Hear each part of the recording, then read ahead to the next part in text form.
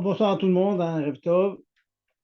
On va rester quelques minutes ensemble, hein, nos petites minutes hebdomadaires tous les lundis soirs, en espérant que ces cours ont un impact sur le public et que les gens font davantage attention à la halakha.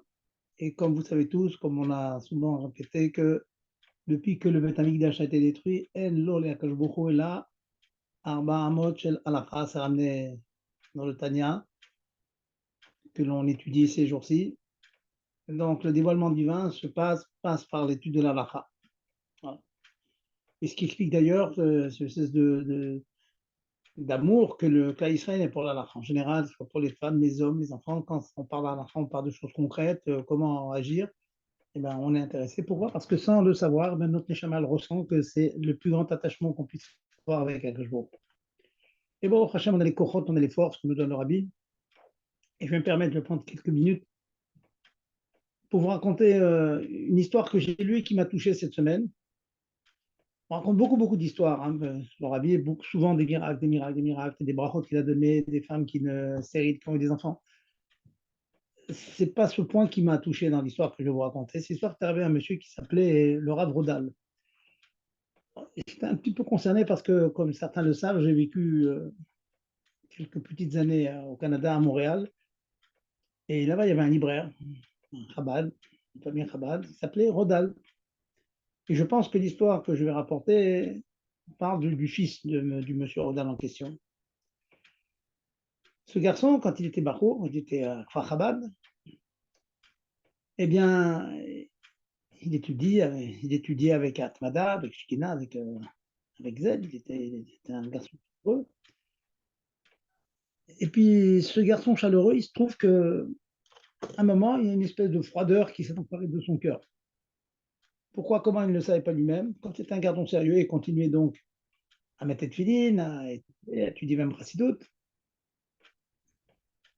Mais dans sa sincérité, il n'était pas content de son sort. Il dit, je ne fais pas ça sincèrement, je fais ça mécaniquement, malheureusement. À l'époque, le mashpia de Chabad, c'est peut-être, on va dire, un des plus grands mashpim que Chabad a connu, c'est Shlomo Zalman Kassadman. Beaucoup d'histoires à son propos, son Bitul Parador Rabbi, c'est cette filote fabuleuse avec un nigoun qui transportait chacun qui l'écoutait. Et donc, Thomas Pial avait écouté ce discours de ce garçon qui lui disait à quel point il sentait une froideur en lui, que les filotes ne le touchaient pas. Dans l'histoire, on parlait jusqu'à dire qu'il a vu peut-être même des petits sphécots dans la Emouna. En tout cas, sa voda n'était pas satisfaisante pour lui. Et le Rav Shlomo Zalman de s'occuper de lui, il le recevait chez lui, il parlait longuement, des sichot, des mahamarim, des divrei chizouk, comme on fait quand une personne est en difficulté, on va dire, spirituelle. L'amour qu'il donnait à chacun de ses talmidim était sans limite. Hein. On raconte beaucoup d'histoires à ce sujet. Il avait un cœur extraordinaire. Puis voyant que les mois passés, il n'arrivait pas à trouver le bon argument qui allait toucher le Bachur Rodan, Shmuel Rodan, il a dit à Shmuel, il a dit, écoute, écris une lettre au Rabbi. Une lettre. Et il demande, tu peux m'aider à faire la lettre? Oui, je peux t'aider à faire la lettre, mais fais-la sincèrement comme tu ressens les choses et ce que tu me racontes à moi, dit le Rabbi. Il écrit la lettre, il l'envoie. Malheureusement, les jours passent, les semaines passent, pas de réponse. Et pas d'amélioration à son état. Il s'adresse toujours à Shlomo Chaim Kasselman.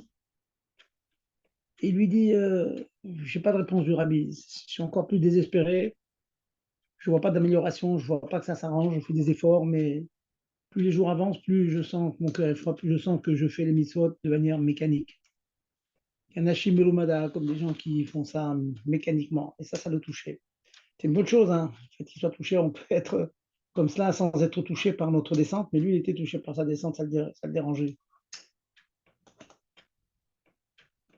Et bien, au bout de l'histoire, elle a duré à peu près un petit peu plus d'un an.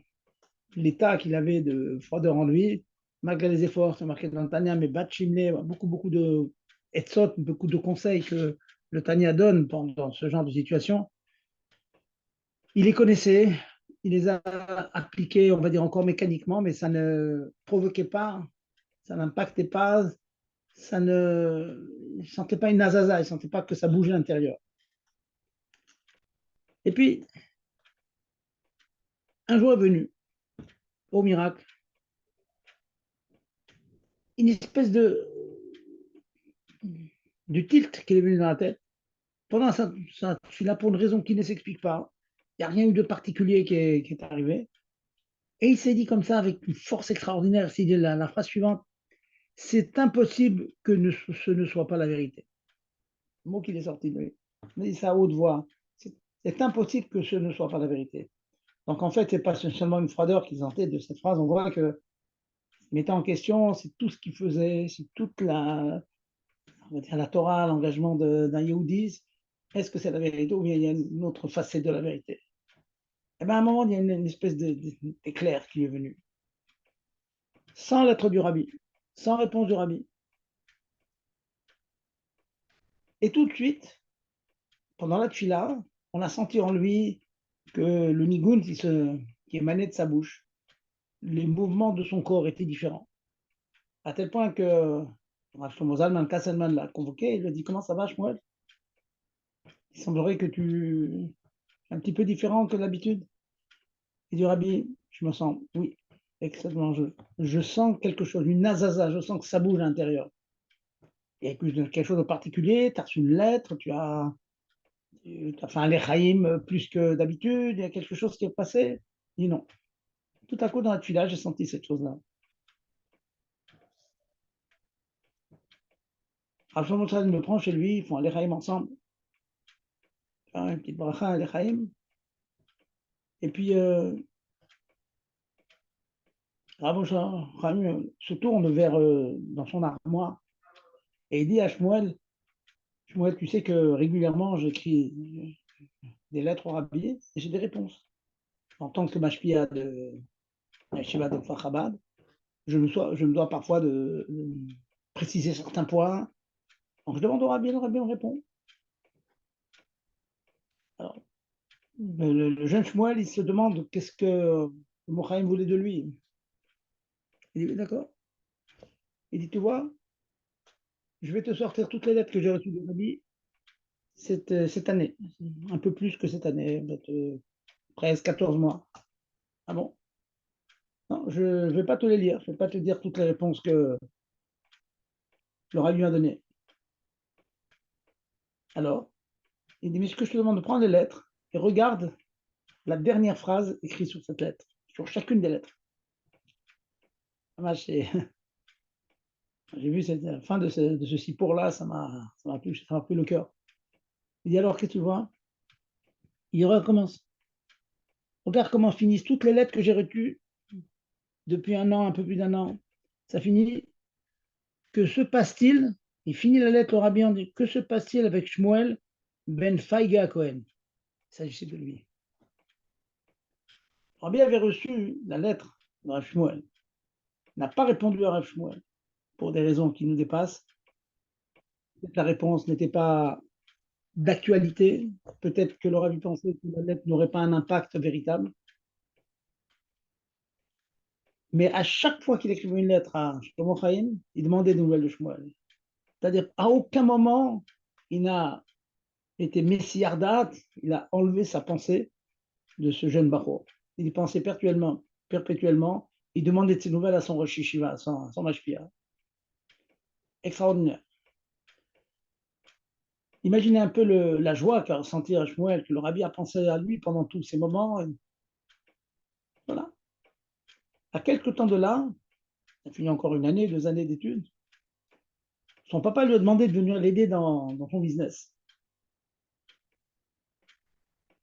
Et il a dit, papa, je voudrais continuer à la yeshiva. Alors le père lui a dit, bon, mais j'ai besoin de toi, j'ai besoin de ton aide. On va demander au rabbi. Ils envoient une lettre au rabbi. Et je vais vous lire les quelques mots de la réponse qu'ils ont reçue du rabbi. C'est comme ça.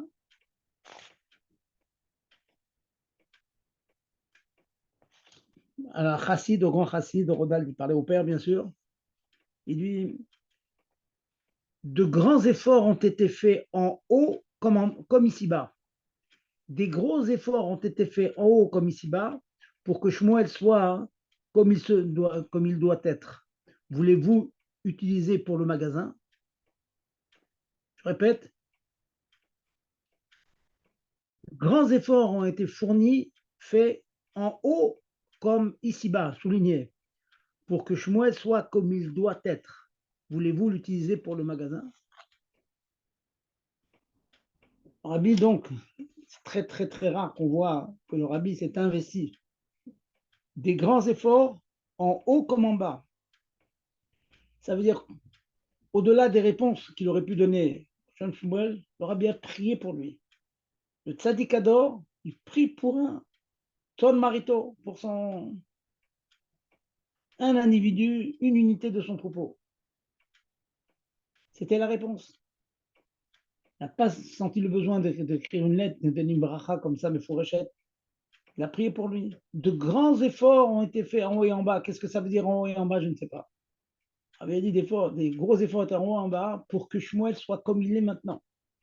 Qu'il soit arrivé à ce niveau, qu'il a pu retrouver sa chaleur, qu'il a pu retrouver sa Yirat Shamayim, qu'il a pu avoir la conviction que oui, ça ne peut être que la vérité.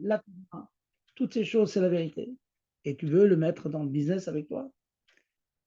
Et bon, Hachem, il y a une shlichut en Italie qu'il a tenue pendant 50 ans. Bon, Hachem, pour vous dire. Ben pourquoi cette histoire m'a touché? Plus que beaucoup d'autres, hein, je lis tous les jours une petite histoire, j'ai besoin de se réchauffer, les miracles du Rabbi, il a donné, toutes ces choses-là, ça réchauffe le cœur, on a besoin d'être... Vous savez, que je a voulu faire le monde avec Midat Adin, c'est connu, hein, je ne vais pas faire une grande rachat là-dessus, et il a vu que c'était pas possible, il a fait une Shitef Midat Achamim. Ça, le dévoilement, pas toujours caché, pas toujours gvoura, il faut se dévoiler, il faut bonté, etc. Et comment? Beaucoup de chatim. Parce que il y a des tzadikim qui font du miracle. Des nissim que font les tzadikim. Et d'ailleurs, le rabbi, contrairement à son beau-père, le rabbi précédent, a beaucoup insisté. Il a même écrit des lettres au Rayat pour lui dire que dans notre génération, il fallait renouveler ce vieux minag de dévoiler les nissim. Les nissim, de toute façon, les réveillés m'en font. Mais de les dévoiler parce qu'on a besoin. On vit dans une génération obscure et donc on a besoin de voir des nissim. Mais encore une fois, cette histoire, je raconte, c'est pas du tout pour raconter un S, pas du tout. Au contraire, match au contraire. Pour montrer comment le Tadikador, au-delà de ses capacités de faire des disciples, de nous épater, de montrer comme il est grand, comme il est en contact avec Dieu, il s'est occupé tous les jours à faire des luttes en haut et en bas avec ses prières pour sauver un juif d'une froideur que le Satan avait mis en lui. Et bon, Hachem, ça donne un grand chizouk. On sait que les tzadikim pensent à nous, tous les tzadikim. Pour nous, on est attaché à notre bébé, c'est comment il s'occupe de nous, Stone Marito, son troupeau.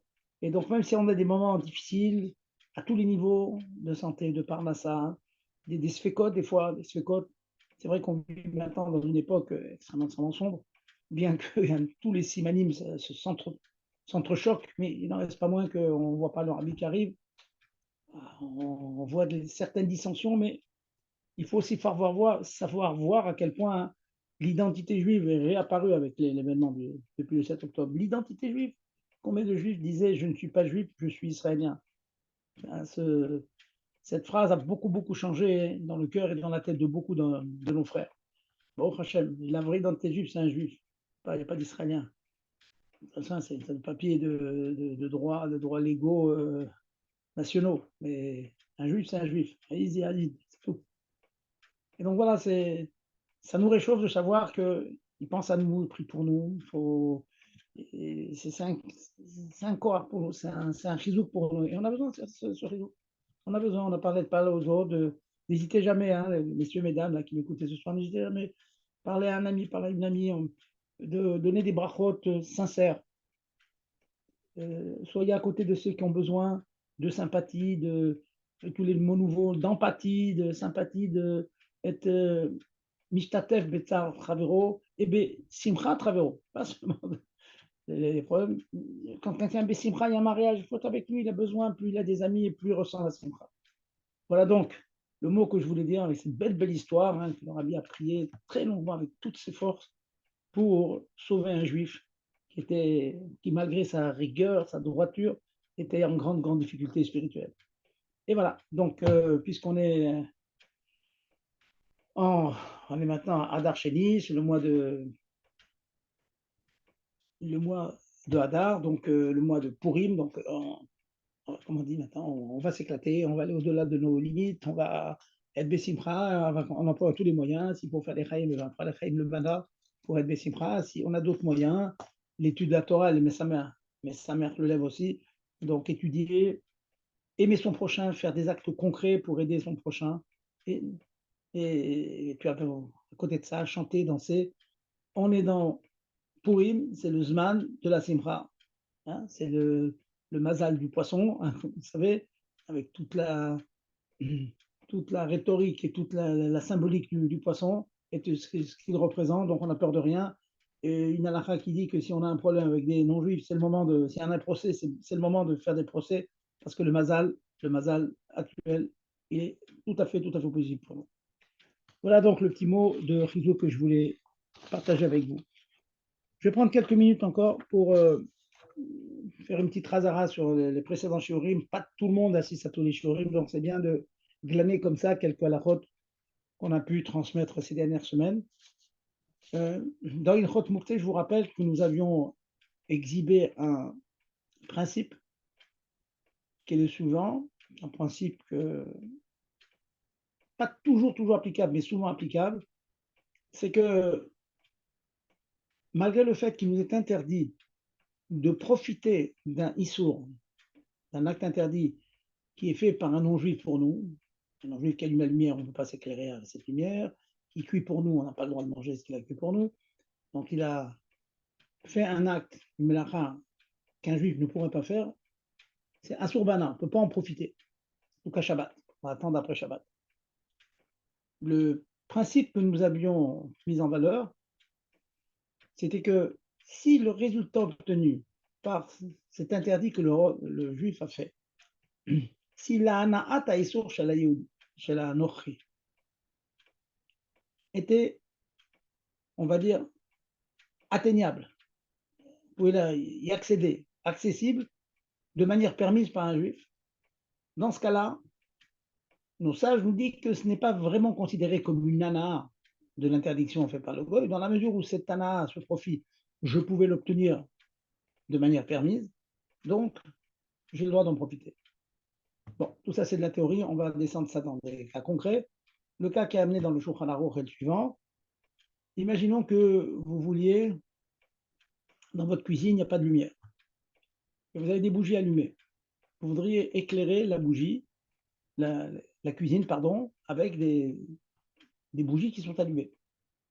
Eh bien, il est permis de demander à la femme de ménage, un non-juif, de déplacer ces bougies de la salle à manger et de les mettre dans la cuisine, de telle sorte que maintenant la cuisine est éclairée. Ou l'inverse. On allume à la cuisine, on a des bougies à la cuisine, et puis on a des invités, l'électricité dans la salle à manger a sauté, on a besoin de voir ce que l'on mange. Il est permis de demander à un non-juif de prendre les bougies qui sont allumées dans une autre pièce et les mettre dans la salle à manger sur la table. Alors pourquoi?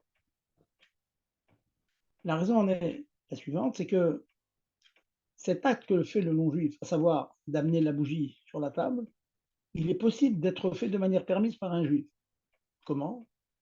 C'est ce qu'on appelle betiltul begoufo, en le déplaçant avec son corps. Qu'est-ce que ça veut dire avec son corps? Ça veut dire de manière indirecte, pas directement avec les mains. Par exemple, on a un rapport, ben atiliyadav, entre ses avant-bras, entre ses coudes, de manière, un chinois parle avec le corps, certes, mais pas directement avec les mains. Dans la mesure où chaque bougie, je pourrais la prendre entre mes coudes, entre mes poignets, comme cela, même allumée. Hein, nous avions vu, je vous rappelle, que même une bougie allumée, il est permis de la déplacer qu'elle hariad, comme ça, de manière inhabituelle. C'est permis. Bien sûr, il faut aller doucement, avec précaution pour ne pas être certain d'éteindre. Si ça s'éteint, mais il faut le faire avec précaution, de telle sorte que ce ne soit pas sûr, ce ne soit pas ce qu'on appelle psychréché que ça s'éteigne. Vous pouvez déplacer ces bougies et les mettre sur la table. Dans la mesure où un juif pourrait obtenir le résultat d'avoir des bougies de la salle à manger dans la cuisine ou de la cuisine dans la salle à manger, cet acte peut être fait par un juif. Le résultat obtenu, c'est un résultat que l'on peut obtenir de manière permise. Alors, on peut demander à un non-juif de le faire, même que l'on sait pertinemment qu'il va le faire de manière qui, pour nous, sera interdite. Ça veut dire qu'il va prendre des bougies normalement à la main, puis il va les mettre sur la table. C'est permis. Donc, il faut toujours raisonner de cette manière-là. Est-ce que ce que je demande aux non-juifs, c'est quelque chose que je pourrais atteindre moi-même, pas de la même manière que lui, bien sûr, mais de manière permise par moi? Eh bien, je peux lui demander, malgré le fait que je sache qu'il peut, que lui va le faire de manière interdite. Il y a un autre cas qu'on a souvent rapporté, que vous connaissez, c'est qu'on peut demander à la femme de ménage de faire la vaisselle en Shabbat, bien sûr pour l'utiliser pendant Shabbat, pas pour préparer pour après Shabbat, mais quand on a besoin de la vaisselle pour Shabbat, on peut demander de faire la vaisselle alors que l'on sait pertinemment qu'elle va utiliser l'eau chaude, elle va utiliser l'éponge, elle va prendre peut-être du savon et le lisser, enfin elle peut faire toutes sortes de choses, elle va peut-être allumer la lumière pour être éclairée, mais on peut la laisser faire. Pourquoi? Parce que le but que je lui demande d'atteindre, à savoir que la vaisselle soit propre, je pourrais y accéder, l'obtenir, sans passer par toutes les interdictions qu'elle fait. Je peux faire la vaisselle même que la cuisine n'est pas bien éclairée. Je peux faire la vaisselle avec de l'eau que j'ai prise sans tirer l'eau du robinet, avec les cumulus et les problèmes que ça implique, tout simplement en prenant de l'eau du kumkum, mettre dans un ustensile, et puis ajouter de l'eau froide. Une fois qu'on a mis dans Kedisheni, cette eau-là qui était dans le kumkum, on peut ajouter de l'eau, même crue. Hein. Je vous rappelle que pour l'eau, on dit tranquillement Kelisheni et Nomevachel.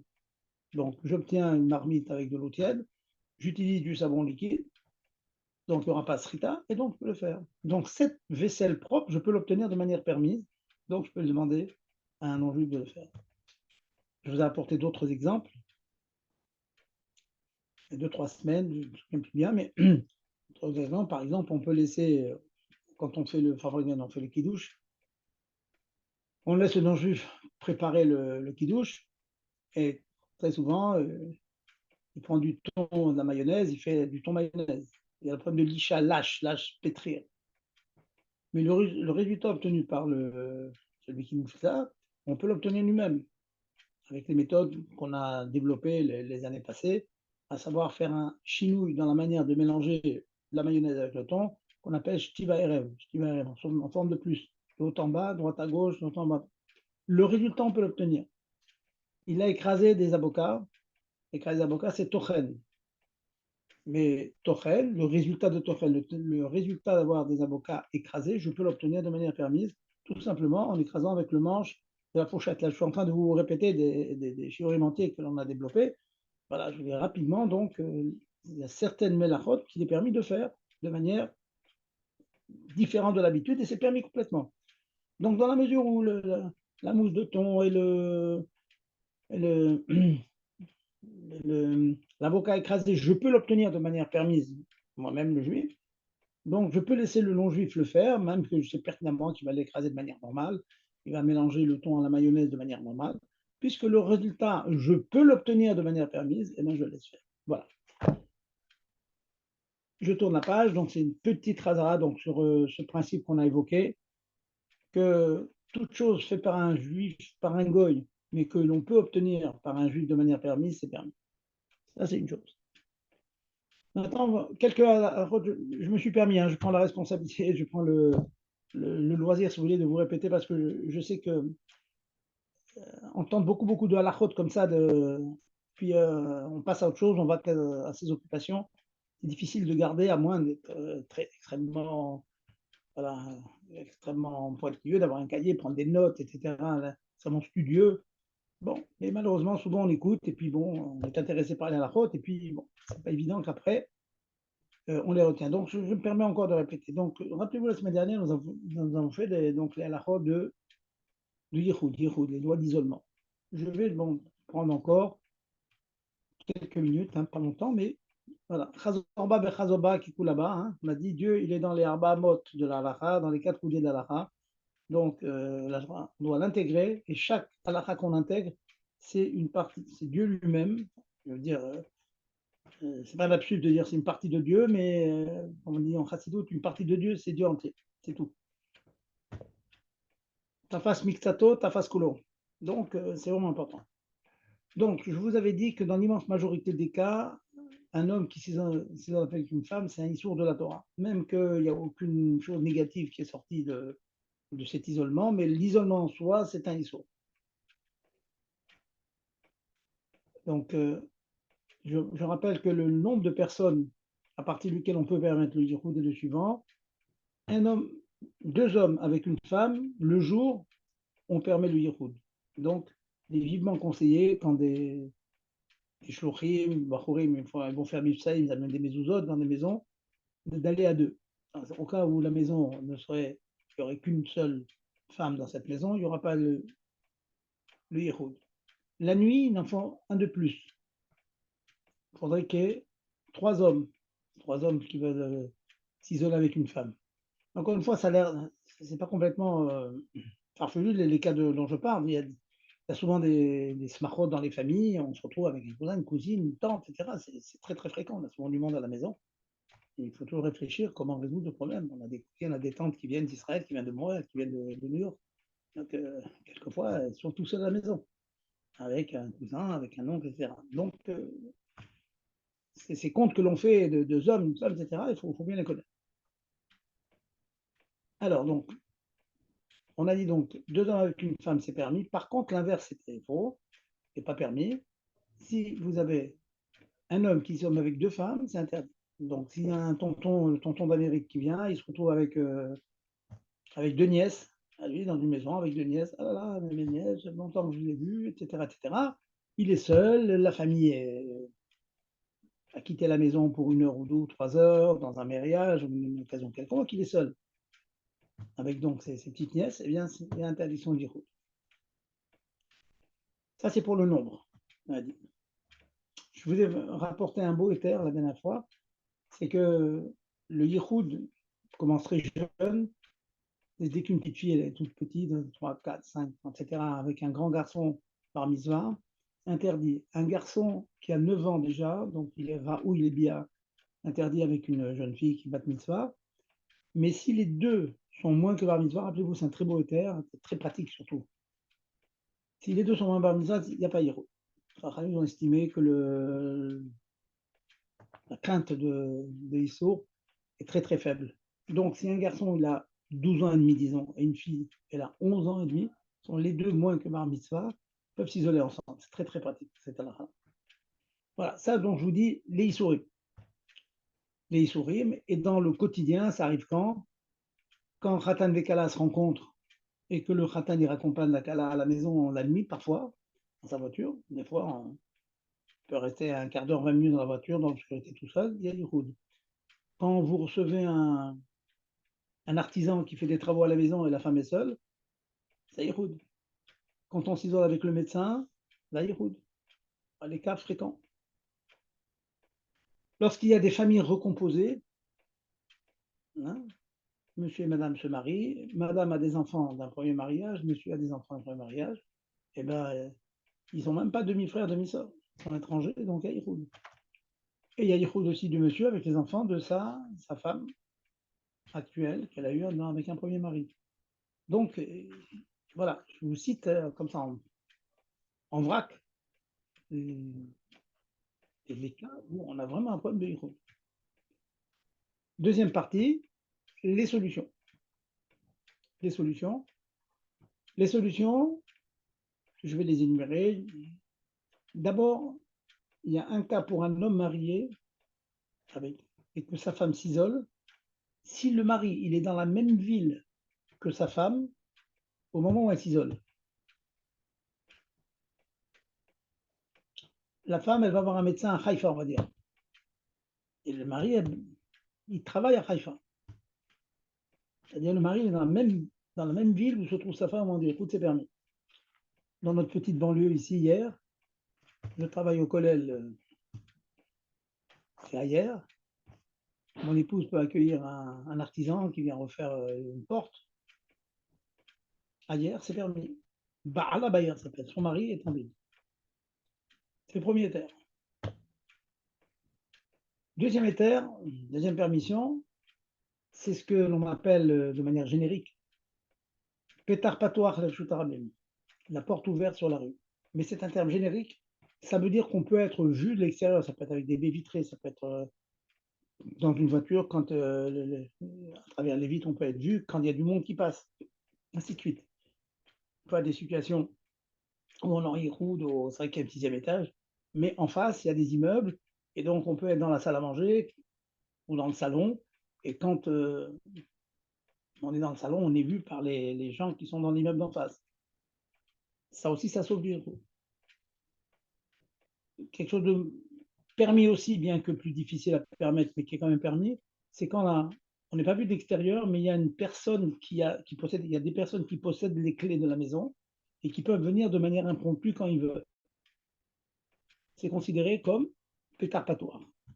Je vous ai apporté plusieurs anecdotes avec un garçon qui faisait, ils étaient élimes pour un iftar, et puis il y avait la Oseret Baïd qui était là la nuit, donc il y avait un problème, donc on s'était arrangé pour que le responsable de la Rabakadisha vienne vérifier quelque chose pendant la nuit. Donc le barour savait que quelqu'un viendrait, donc c'était permis. Ça, c'est la deuxième permission. Donc le premier, on a dit, c'est Malabaye, le deuxième, c'est le pétapatoire, le troisième, c'est avoir un chômeur. Un chômeur, à partir de 5 ans, on considère un chômeur parce qu'il peut le répéter, s'il voit quelque chose de bizarre, d'anormal, ben, il va le dire. Et donc il y a une crainte. Et donc il n'y aura pas de histoire qui se fera. Donc le jour, un chômeur suffit. Un chômeur suffit. La nuit, il en faut deux. Le cas très classique, c'est une femme qui va accoucher, et la maman de cette femme accouchée passe Shabbat chez sa fille pour s'occuper des enfants. Et donc le gendre, il est là-bas, donc le gendre se trouve avec sa belle-mère à la maison, et donc il a Yichoud avec sa belle-mère. Donc si ils ont deux enfants déjà qui ont plus de 5 ans, donc ça fera deux chomrim, il pourra donc s'isoler avec sa belle-mère, dans la même maison que sa belle-mère. Et pour finir, je vous donne le terre à utiliser vraiment en cas de Shatad Had Gadol, s'il n'y a aucune autre solution, c'est que la femme s'enferme et garde les clés, de manière que le mari, l'homme ne puisse pas venir lui parler, venir avec elle, si ce n'est qu'en tapant à la porte et que la femme, normalement, elle dit non, il y a Yihoud, je laisse la porte fermée, sachant que bien sûr, cette femme a le droit de sortir quelques minutes de sa petite chambre, s'enfermer, pour aller aux toilettes, à la cuisine, boire quelque chose, c'est évident. Mais en tout cas, toute la nuit, elle sera dans sa chambre, enfermée, et le monsieur n'a pas les clés. Bon, c'est des cas exceptionnels, mais croyez-moi, ça sert parfois. Je trouve des fois dans des situations comme ça, il n'y a pas d'autre choix. Voilà, j'ai pris quelques minutes, hein, j'ai peut-être été un peu long, mais je pense que c'est important que l'on revienne avant de passer à du nouveau. Est-ce qu'il y a des questions sur les cas de Moukse dont on a parlé et les cas de héros? Allez-y. S'il n'y a pas de questions, on passe à autre chose. J'écoute. Wow. Pas de questions? Allez-y, messieurs, mesdames. Bonsoir, Rav. Oui, bonsoir. Allez-y.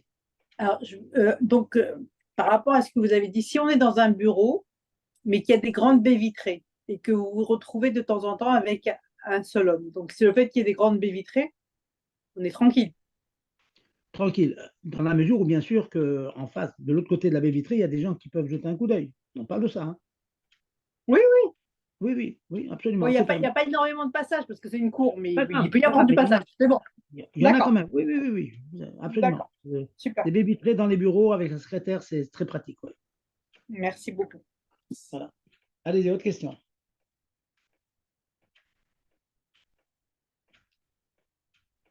Pas d'autres questions?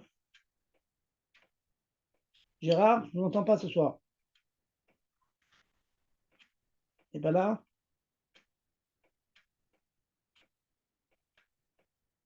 bon, s'il n'y a pas de questions, ben alors je vais considérer que vous avez bien compris tous les principes qu'on a édictés et que surtout on le met en pratique. On le met en pratique. Là, voilà, je vais vous envoyer une question. Je vais vous laisser réfléchir là, quelques jours qui suivent. Vous n'aurez pas la solution ce soir. Si tant est qu'il y en ait une. Quelqu'un m'a appelé, il m'a dit la chose suivante. Il y a un couple de personnes âgées qui sont divorcées. Pourquoi, comment, c'est pas la question. Ils sont divorcés. Mais bon, ils ont gardé de bonnes relations et le monsieur, je vous répète les mots qu'on m'a dit, il est en fin de vie. On lui donne, on va dire, au maximum quelques mois. La femme a très très bon cœur. Elle dit, moi, elle s'en occupe. Elle va le voir tous les jours, s'en occupe, pour plein de choses, quoi. Elle lui amène à manger, etc. Alors la question qui est demandée est la suivante. Comme ils n'ont pas les moyens d'avoir chacun leur maison, et sachant qu'une personne divorcée, normalement, ne peut pas être en yichoud avec son conjoint, son ex-conjoint, est-ce qu'il y a une solution qui puisse habiter dans la même maison? Pour vous dire toute l'histoire, en fait, c'est qu'ils habitent en France, ils envisagent de faire leur alia. Oui, de faire l'alia. Le monsieur dit, bon, tant qu'à faire, je préfère quitter ce monde en Eretz Israël. Et donc, en mettant leurs petites économies, ils peuvent acheter un petit appartement là-bas. On vit dans la même maison. Est-ce qu'il y a une solution? Est-ce que c'est possible? Ils vont être en Yéhou tout le temps. Donc voilà, je vous laisse réfléchir. Vous me dites, avec toutes les informations que je vous ai données, est-ce on peut trouver une solution? En rigolant et sans rigoler, je leur ai dit, il y aurait une solution, c'est tout simplement qu'ils se remarient. Bon, ça, c'est la bonne solution. Voilà, donc ils vont peut-être envisager ça, mais sinon, s'il n'y a pas cette solution, est-ce qu'on peut résoudre le problème? Voilà, petit exercice de réflexion pour faire repasser toutes les permissions passées en revue ces 2 dernières semaines. Excusez-moi, Oui, allez-y. juste bonsoir. Dites-moi si la fille elle est née elle est convertie et que le père était juif, comment ça marche? Il y a un yéhoud, elle peut pas s'approcher de son père. Comment ça marche dans ce cas-là? C'est quoi le cas exact? Bah, le père est juif et la fille s'est convertie. C'est sa fille Ouais, c'est sa génétique. fille, ouais, oui, c'est sa fille, mais D'accord. le père il a eu l'enfant avec une femme non juive et la fille s'est convertie. Donc, la maman s'est convertie aussi? Comment ça marche? La maman s'est convertie aussi, ouais. Bon, Mais tard, quoi. oui. Alors, je vais vous dire, sur cette question, il y a divergence d'opinion. Mais dans les faits, on est méquille. On considère que, dans la mesure où c'est sa fille, génétiquement sa fille, quoi, sa chair, même que, certes, d'après l'halakha, bon, il y a des fois des choses bizarres, on considère que c'est pas sa fille halakhique. Ça fait sourire ces mots-là.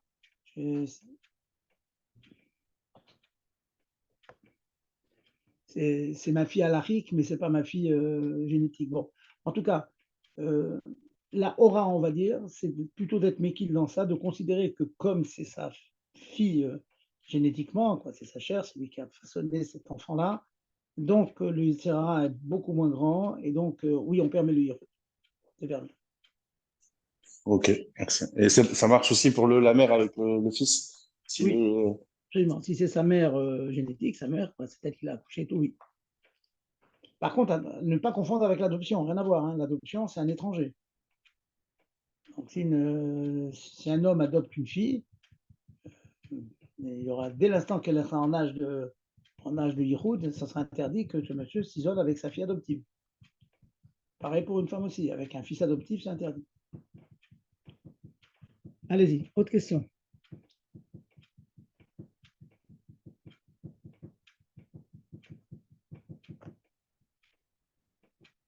Pas de question? Dis-moi, Allez-y. Rav, Oui, quand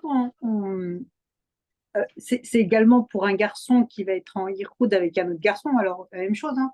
Si par exemple une personne va faire du babysitting, c'est un garçon, et que le garçon a 9 ans, donc il va être en yichud avec le garçon également. C'est pas uniquement qu'avec une fille ou avec un garçon, ou c'est... Non, non. Je comprends votre question. Ça veut dire, est-ce qu'on a une crainte que des garçons fassent des choses négatives entre eux?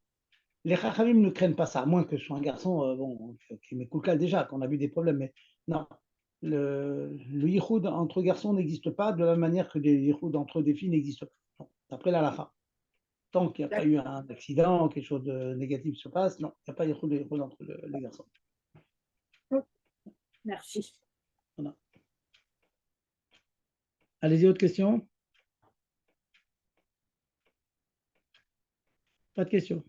Okay. Excusez-moi, du coup, j'ai une question, mais comment ils font ceux qui adoptent les enfants? C'est compliqué? C'est compliqué. Écoutez, Bédidi Avaouda, je sais que très nombreuses années, j'ai été mêlé à une histoire d'adoption et que des personnes avaient demandé une bracha au rabbi à ce sujet et le rabbi avait encouragé l'adoption. Mais dans la lettre, le rabbi avait dit chez Isaharu, mais Issour Yichud. Oui, vous pouvez adopter, mais faites extrêmement attention au problème de Yichud. Alors, vous me demandez comment? Avec tout ce que j'ai pu vous dire la semaine dernière et mon rappel d'aujourd'hui, théoriquement, on peut trouver des solutions. Qui sont? Allez, on va dire que c'est une fille. Adopter une petite fille. Petite fille, elle a 5, 6, 7 ans, 10 ans. Elle vit avec un couple qui n'a pas d'enfant, malheureusement. Il est clair que tant que la maman adoptive est là, elle est avec son mari, il n'y a pas Yichud. C'est elle qui garde. Et bien que la nuit, on a dit il faut 2 chambrines. Mais une femme avec son mari, les Chachamim considèrent qu'elle a la force de 2 chambrines. Ça veut dire que tant que la maman est là, à la maison, dehors, et que la petite fille adoptive, elle a sa chambre, il n'y a aucun problème de Yichud, même la nuit. Là où les problèmes commencent, c'est le jour où la femme va y un chiour pendant 1 heure, 2 heures, et donc le papa adoptif va se trouver en Yichud avec la fille. Là, c'est problématique. Donc là, il faudra faire appel à l'arsenal des éthérimes que j'ai donné.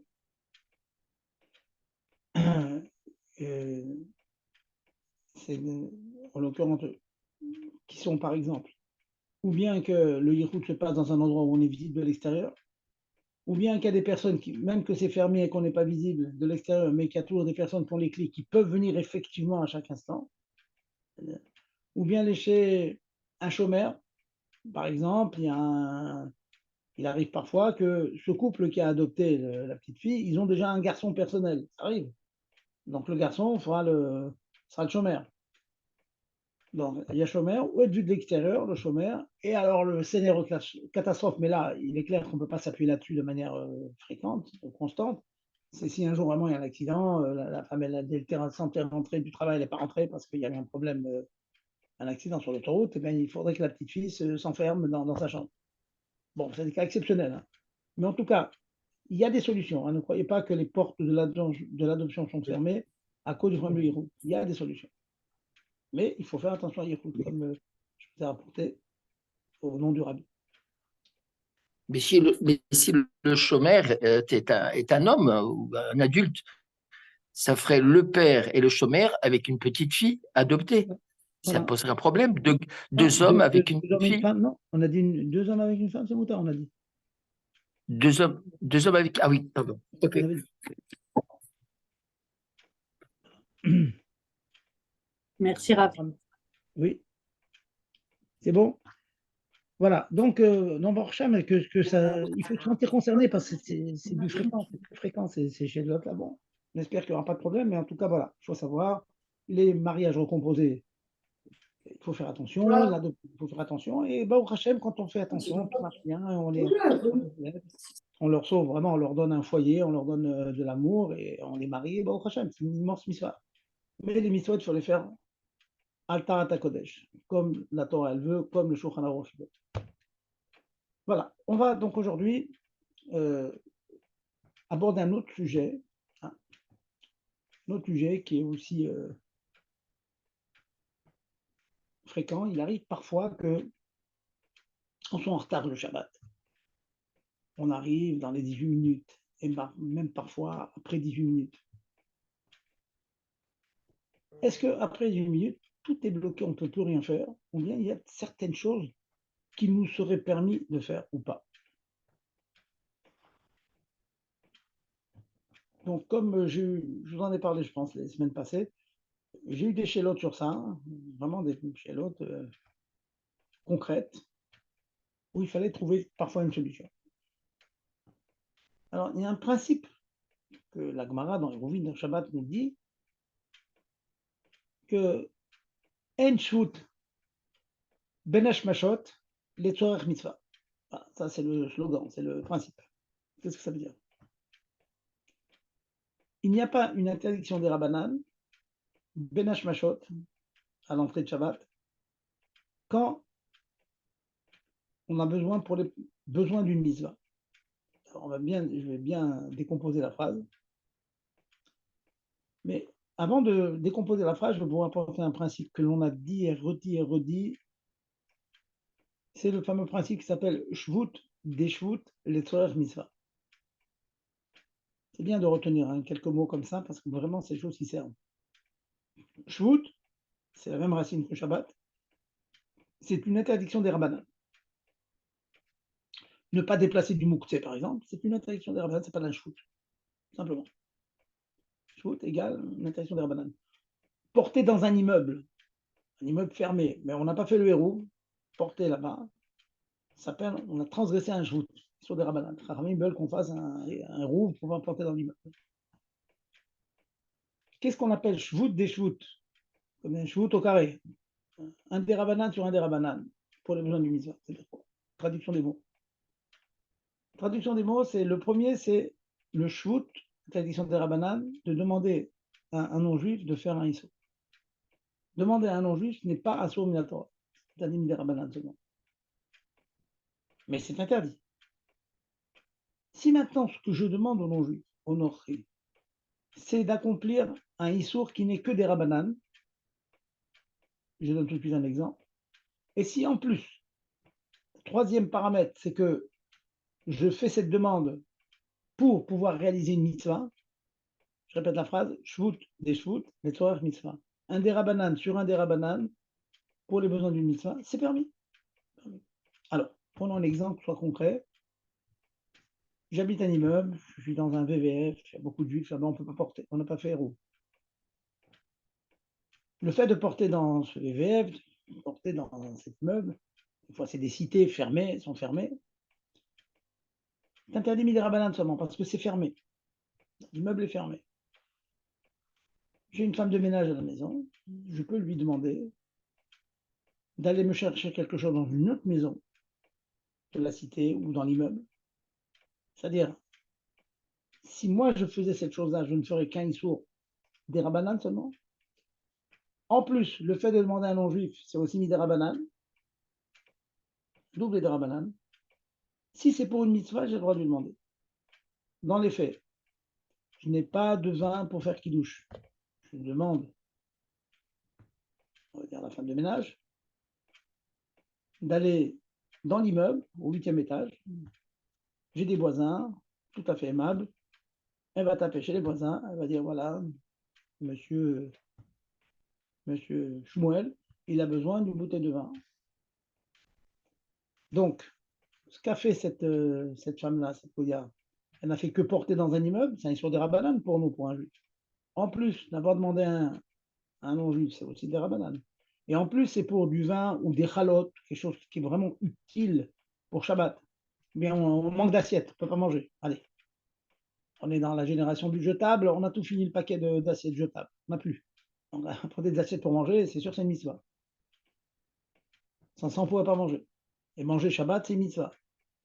On peut demander. On peut demander. Donc, retenez ce principe et tâchez de trouver dans votre quotidien des applications de ce principe. C'est très, très fréquent qu'on utilise donc ce principe de demander à un non-juif d'aller faire un issour des rabbanan pour une mitzvah.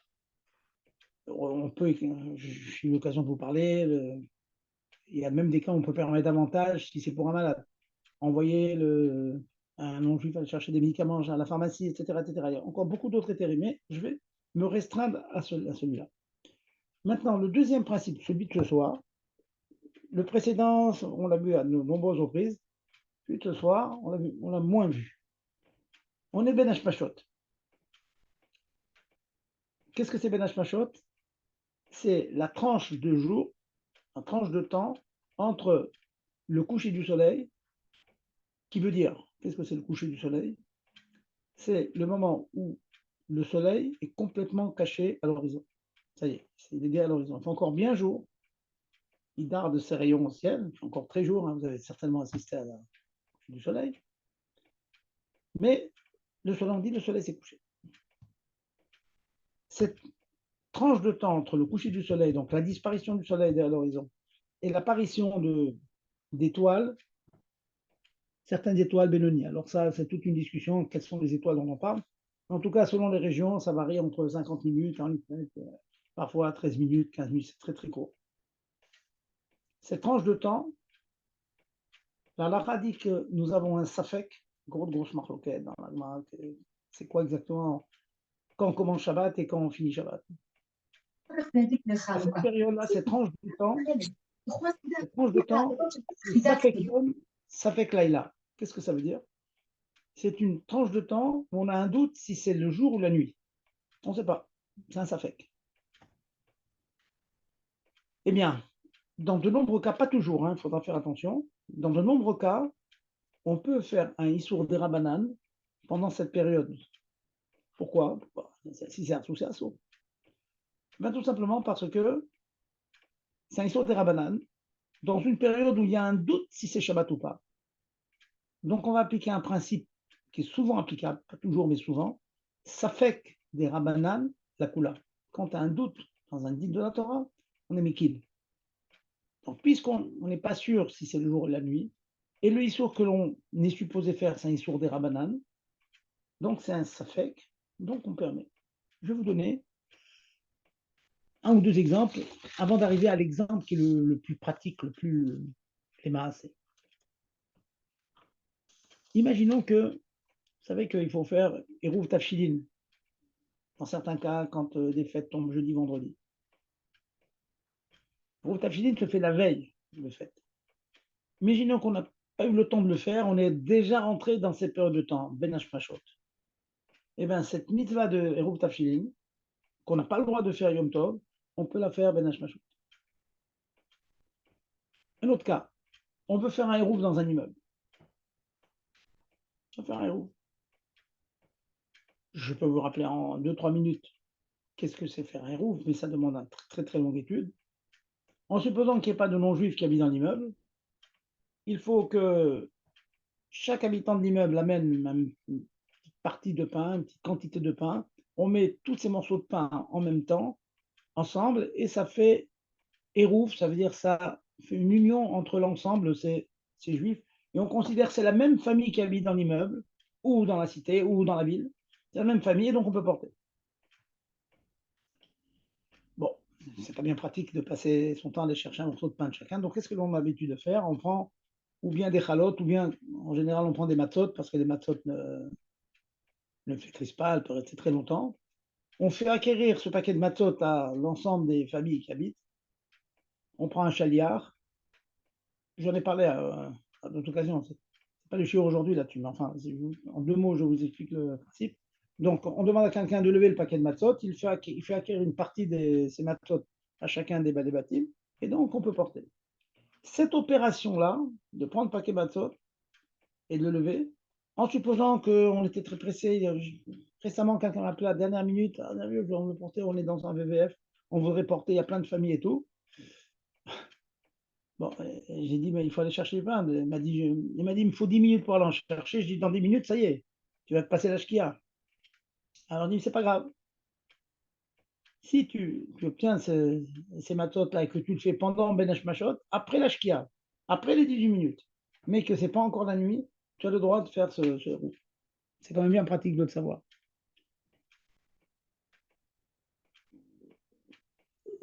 Une autre histoire aussi que on a parlé longuement de cela il n'y a pas si longtemps, c'est l'interdiction de recouvrer les marmites qui sont sur la plata. Mais mettre, de recouvrir avec des couvertures.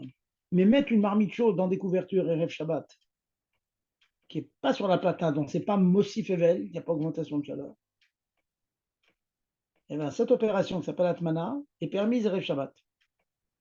En 2 mots, vous avez 5-6 casseroles, il n'y a pas de place sur la plata. Ben, souvent, on prend un duvet, on prend quelque chose, on enfouit tout ça dans une couverture, pas sur la plata, de telle sorte qu'il n'y ait pas augmentation de chaleur. Pour le repas du soir, ça sera chaud. Eh bien, cette opération-là, on peut la faire Ben Hashmashot aussi.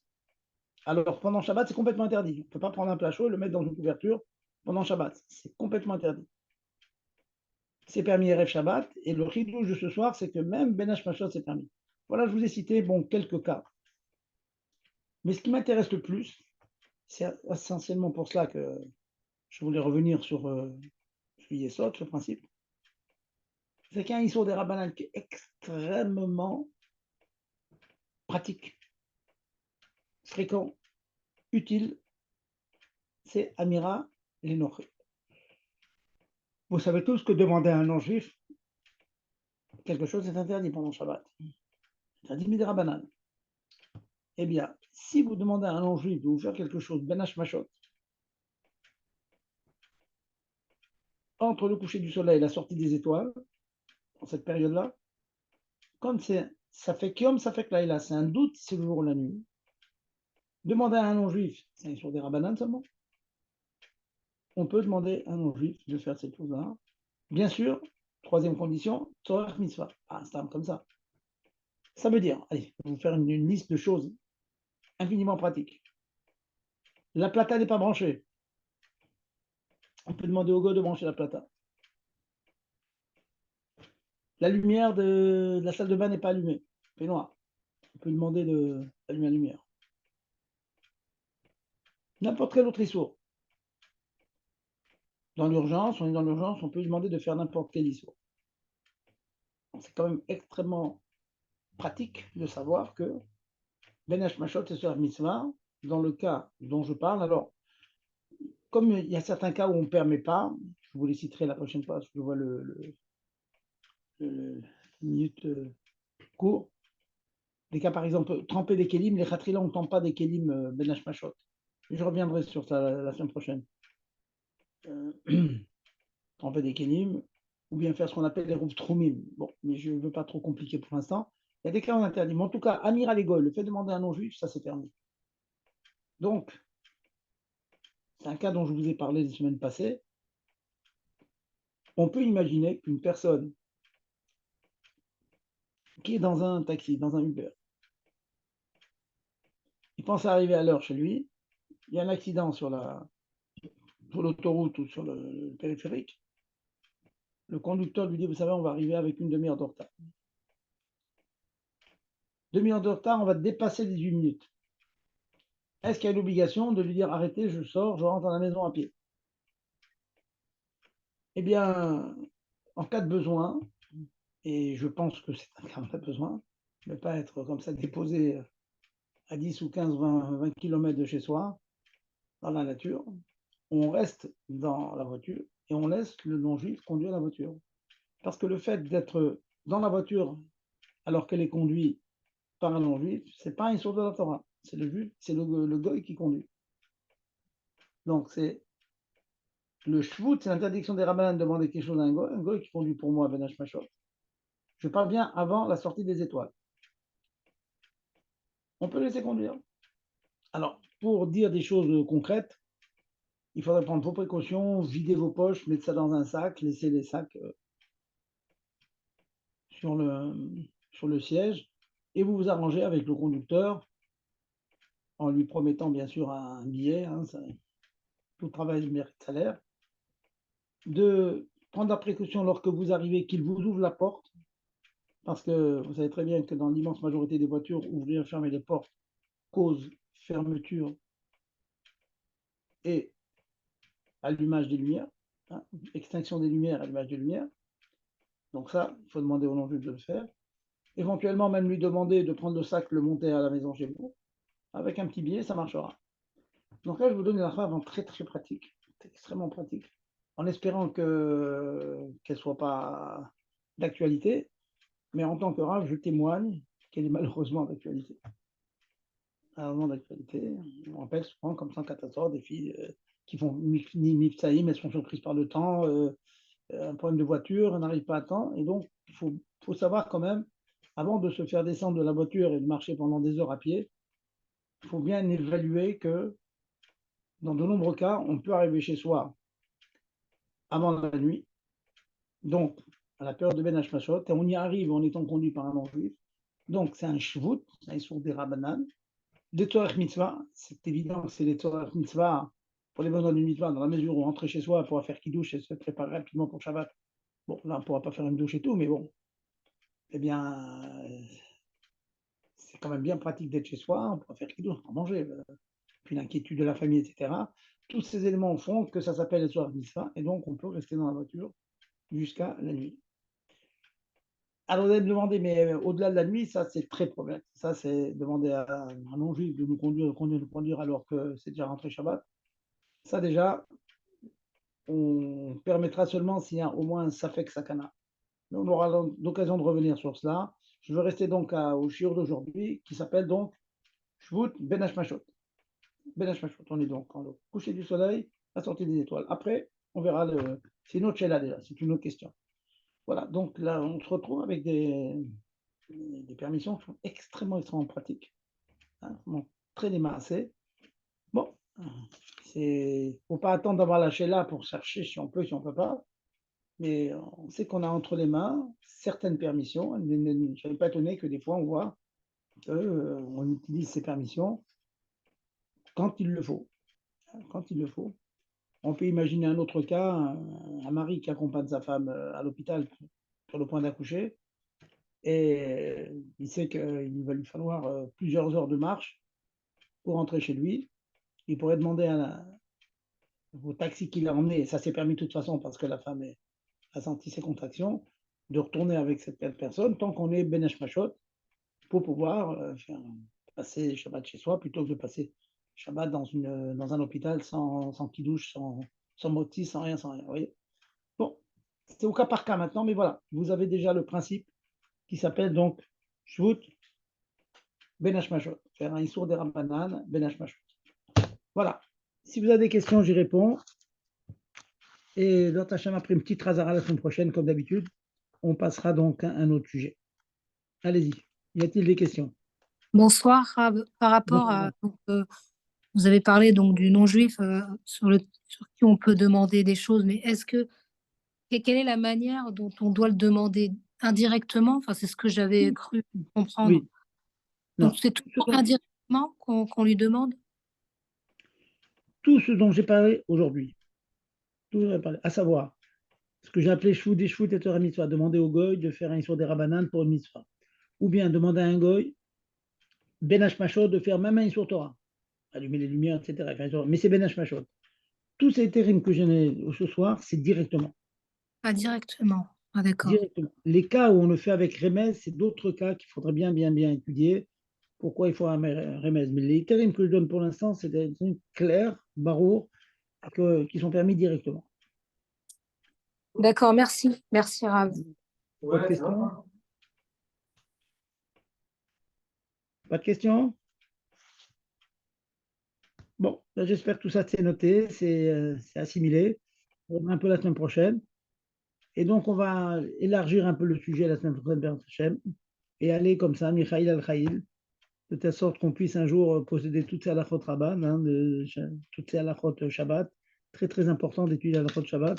Admorazakan insiste beaucoup là-dessus, qu'on fasse très attention, même si on ne rentre pas dans les grands pilpoulim, des choses très, très, très, très fines, très hautes, mais le quotidien, il faut bien le connaître, savoir. Une fois qu'on le connaît, qu'on le maîtrise, on n'y réfléchit plus et puis on a un bon chemin de Shabbat. Alors donc, n'oubliez pas tous, toutes. Excusez-moi, Rav, je peux vous poser une question? Oui, madame. Excusez-moi, Rav. Vous avez donné comme exemple de mettre la plata. Un non-juif a le droit de mettre la plata pour un juif? C'est pas bichoul, il n'y a pas un problème de bichoul? Vous demandez la question suivante. J'ai dit qu'on peut demander aux non-juifs, Ben Hashmashot, de brancher la plata. Oui. Alors, vous Oui, demandez, oui, mais d'accord, même si à quoi ça sert? Parce que est-ce qu'on a le droit de mettre de la nourriture là-bas? C'est ça que vous demandez. oui, Voilà, eh ben, avoir une plata branchée, c'est extrêmement pratique. Je vous donne un exemple. Vous pouvez mettre par exemple une grille dessus et faire chauffer des gâteaux, des chalotes, et ainsi de suite. C'est ça oui, qu'on peut. C'est ça que je dis. Bien sûr, si maintenant vous avez la dafina qui est froide, on ne peut pas la mettre benach chaude sur la plata, c'est évident. Mais avoir une plata allumée, c'est très pratique. Ou autre utilité qu'on peut avoir, imaginons par exemple que vous ayez, comme dans beaucoup de maisons, des grandes familles, vous avez déjà des casseroles sur une autre plata. Et quelquefois, on voudrait les descendre dans celle qu'on vient de brancher. Donc, il y a de nombreux cas où on peut l'utiliser quand même. Mais c'est bien sûr des choses sur lesquelles il n'y a pas bichou et tout, avec toutes les conditions qu'on connaît. d'accord. Ok, merci bien, Rav. Voilà.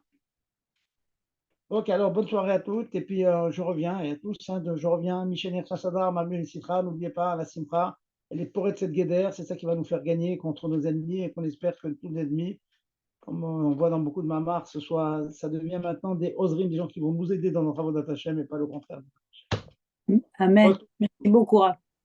Amen, amen. Toda rabba. allez, au revoir. Daraba. Au revoir, bonne soirée. Au revoir. Plaisir.